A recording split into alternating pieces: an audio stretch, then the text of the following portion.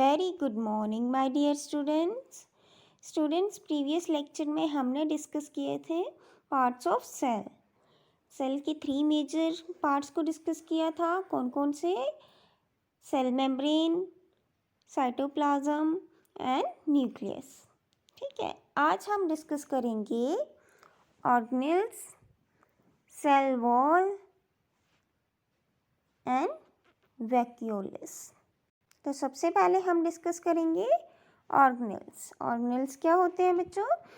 A number of organelles occur in cytoplasm. जो cytoplasm होता है उसमें कई सारे ऑर्गेनेल्स पाए जाते हैं, जैसे कि माइटोकॉन्ड्रिया। माइटोकॉन्ड्रिया जो है बच्चों रॉड और स्फेरिकल इन शेप होता है, कि ठीक है, या तो वो रॉड की तरह होता है या फिर स्फेरिकल इन शेप। और होता है क्लोरोप्लास्ट। जो क्लोरोप्लास्ट होता है वो सिर्फ और सिर्फ प्लांट सेल में प्रेजेंट होता है, एनिमल सेल में नहीं होता है। Then endoplasmic reticulum, next Golgi complex, and fifth होता है लाइसोसोम्स, सिक्स होता है राइबोसोम्स। ठीक है बच्चों, अब वन बाय वन हम इन सभी ऑर्गेनेल्स के फंक्शंस को समझेंगे कि इन सब के क्या क्या फंक्शंस हैं। तो सबसे पहले माइटोकॉन्ड्रिया। माइटोकॉन्ड्रिया जो है उसे हम power house of the cell भी कहते हैं। सिंगुलरली इसे हम कहते हैं माइटोकॉन्ड्रियन। ठीक है, इसके क्या फंक्शंस होते हैं? Perform the functions of respiration. Respiration के फंक्शन कौन कौन परफॉर्म करता है? Mitochondria. Provide the cell with energy, और सेल को एनर्जी प्रोवाइड करता है। याद रखिएगा, माइटोकॉन्ड्रिया क्या करता है? रेस्पिरेशन का फंक्शन, और वो सेल को एनर्जी प्रोवाइड करता है। नेक्स्ट है क्लोरोप्लास्ट। क्लोरोप्लास्ट जो है वो सिर्फ प्लांट सेल में प्रेजेंट होता है, और इसके क्या फंक्शन होते हैं? Contain a green pigment called chlorophyll. Chloroplast में क्या होता है? ग्रीन पिगमेंट होता है, जिसे हम क्या कहते हैं? Chlorophyll. Help in food manufacture photosynthesis, और ये प्लांट का जो फूड होता है वो बनाने में हेल्प करता है। ठीक है, नेक्स्ट है एंडोप्लाज्मिक रेटिकुलम। ठीक है, एंडोप्लाज्मिक रेटिकुलम का फंक्शंस क्या होते हैं? Being a network of membranes, it provides a large surface for life functions to take place.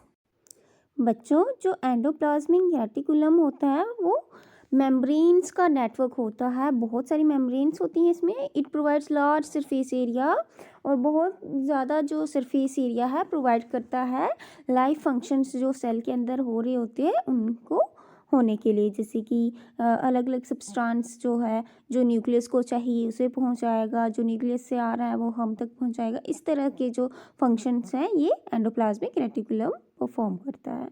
Next है गोल्गी कॉम्प्लेक्स, या गोल्गी कॉम्प्लेक्स कुछ भी कह सकते हैं आप।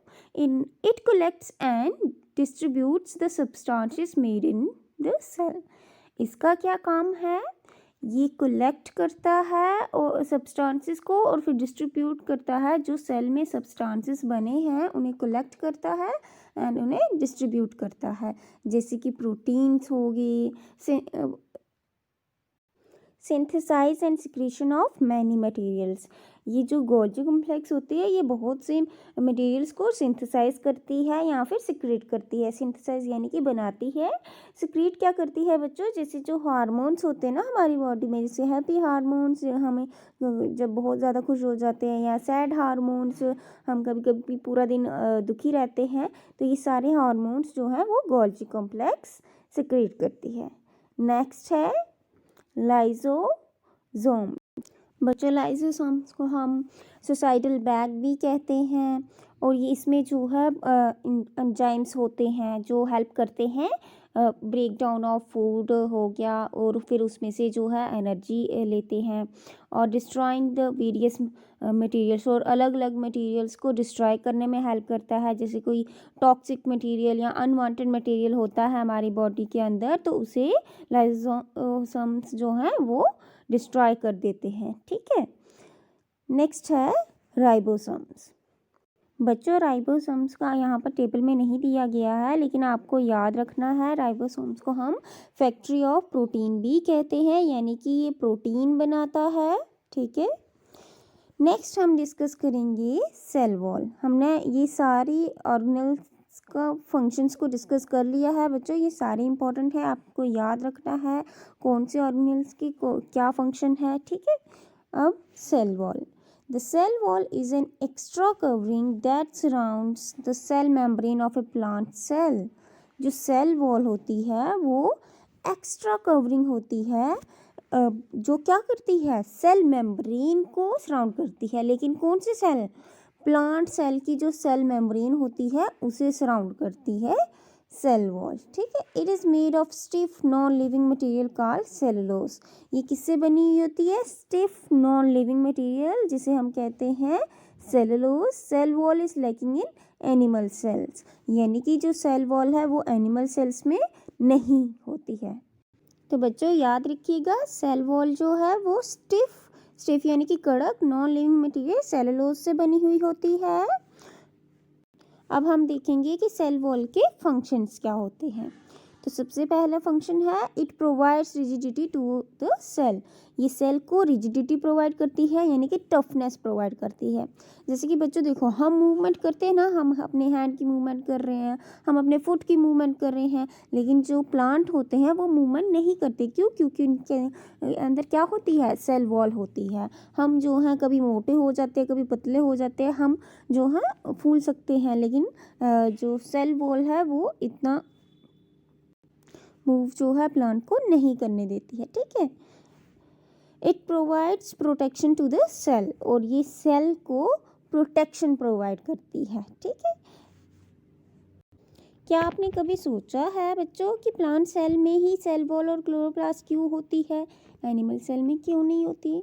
इमेजिन करो कि आप बिल्कुल इरेक्ट स्टैंड कर रहे हो, खड़े हो बिल्कुल ऐसे, और बिना बोन्स के, बिना मसल्स के। क्या आपकी बॉडी जो है अपना खुद का फूड बना पाएगी बिना मसल्स बोन्स? कुछ नहीं है आपके पास, इरेक्टली आप खड़े हो, बना पाएगी? नहीं ना। बट लेकिन ग्रीन प्लांट जो है वो इरेक्टली स्टैंड करे हुए होते हैं और बिना बोन्स के अपना जो फूड है वो प्रिपेयर करते हैं। कैसे? क्योंकि प्लांट सेल के पास कुछ स्पेशल पार्ट्स होते हैं जो उनको फूड बनाने के लिए मदद करते हैं, जैसे कि सेल वॉल, क्लोरोप्लास्ट मैंने अभी आपको बताया। क्लोरोप्लास्ट क्या है, ग्रीन पिगमेंट होता है उसमें क्लोरोफिल, और आपको पता है प्लांट जो है फोटोसिंथेसिस से अपना खाना बनाती है। ठीक है, the cell wall stiffens the plant, the chloroplast help it to make the food. ठीक है, नेक्स्ट है वैक्यूलस। As a result of various life functions taking place inside a cell, a number of chemical products accumulate within the cell. तो जैसे कि बच्चों cell के अंदर बहुत से लाइफ फंक्शंस हो रहे होते हैं और नंबर ऑफ केमिकल प्रोडक्ट्स जो हैं एक्यूमुलेट होते हैं सेल के अंदर। ठीक है, एक्यूमुलेट हो रहे होते हैं बच्चों, यानी कि इकट्ठे हो रहे होते हैं। These are generally stored inside clear areas or space present in cytoplasm. और ये जो मटेरियल्स, जो प्रोडक्ट्स जो हैं वो इकट्ठे हो रहे होते हैं, वो कहाँ पे स्टोर होते हैं? किसी स्पेस पे, जहाँ कोई स्पेस या एरिया जो सेल के अंदर होता है, कहाँ? साइटोप्लाज्म के अंदर, जहाँ पर कोई एरिया या स्पेस जो मिलती है वहाँ पर जाके ये स्टोर होते हैं। These clear spaces which are surrounded by membrane are called vacuoles. ये जो क्लियर स्पेसिस जो मेम्ब्रेन के साथ सराउंडेड होती हैं उसे हम कहते हैं वैक्यूलस। ठीक है, vacuoles are generally absent from animal cells. याद रखिएगा, जो वैक्यूलस होते हैं वो एनिमल सेल में जनरली नहीं होते हैं। ऐसा नहीं है बिल्कुल ही नहीं होते, जनरली नहीं होते हैं। ठीक है बच्चों, ये चीज़ याद रखिएगा, 3 चीज़ें जो हैं हमने अब तक पढ़ी कि जो एनिमल सेल में एब्सेंट होती हैं, कौन कौन से? Chloroplast, cell wall and vacuoles. ठीक है, and if present they are smaller in size. और अगर प्रेजेंट होते भी हैं एनिमल सेल में तो ये बहुत बहुत छोटे साइज में प्रेजेंट होते हैं, एंड लेसर इन नंबर, और बहुत ही कम नंबर्स में प्रेजेंट होते हैं। In case of plant cell vacuoles are large in size and in number. ठीक है, और अगर प्लांट सेल की बात करें तो वैक्यूलस जो है बहुत बड़े बड़े होते हैं और नंबर में भी लार्ज होते हैं। अब देखो ना बच्चों, जैसे हम हैं, हम दिन में कितनी बार खाना खाते हैं, 3 बार खाना खाते हैं ना, और बीच बीच में ऐसे भी कुछ कुछ खा लेते हैं। वो क्यों? क्योंकि हम जो है फूड को स्टोर करके नहीं रख पाते हैं अपने अंदर, हमारे अंदर वैक्यूलस नहीं है, और अगर हैं भी तो बिल्कुल छोटे छोटे होते हैं। जो फूड है हम स्टोर करके नहीं रख पाते हैं, इसलिए हमें बार बार फूड खाने की ज़रूरत पड़ती है, बार बार एनर्जी की ज़रूरत पड़ती है, ठीक है। लेकिन वहीं अगर हम प्लांट्स की बात करें तो देखो, फोटोसिंथेसिस की प्रोसेस में क्या क्या चाहिए होता है? सनलाइट चाहिए होती है, एयर चाहिए होती है, वाटर चाहिए होता है। लेकिन ज़रूरी नहीं है ये तीनों चीज़ें हर वक्त प्लांट को मिले। तो प्लांट क्या करते हैं, जो उन्होंने फूड बनाया होता है उन्हें अपने वैक्यूलस में स्टोर करके रखते हैं, और जो है वो काफ़ी लंबे समय तक अपने फूड के बिना रह सकते हैं, क्योंकि वैक्यूलस में जो फूड स्टोर होता है उससे जो है वो अपना काम चलाते हैं, ठीक है। In amoeba, the vacuoles contain food particles and are called food vacuoles.